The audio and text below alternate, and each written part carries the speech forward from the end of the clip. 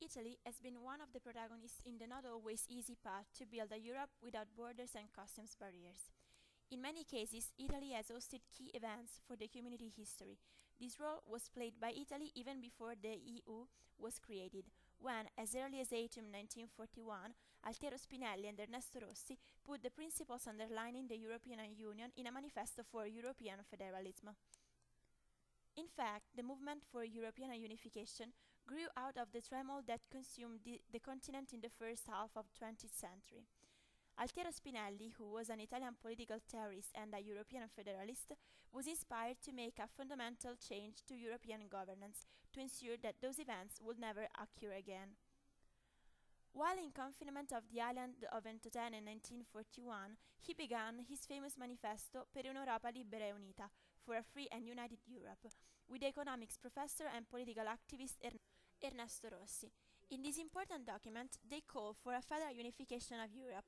After the war and the fall of Mussolini, Spinelli became an important European figure, joining the European Commission in 1970 and becoming a MEP in the first EU Parliament elections of 1979.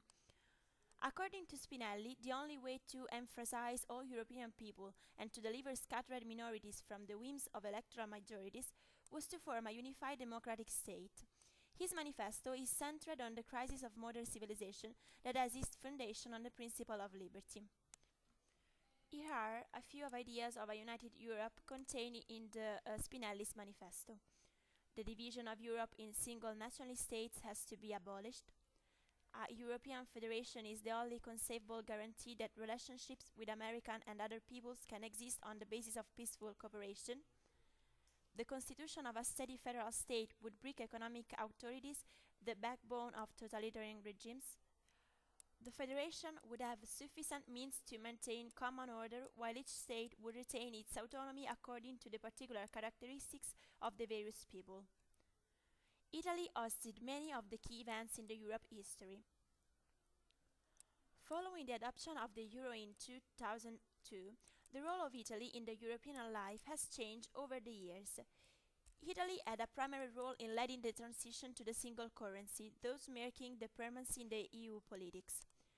During the global financial crisis started in 2007, Italy suffered a breakdown in its economy, which caused a general instability and internal politics.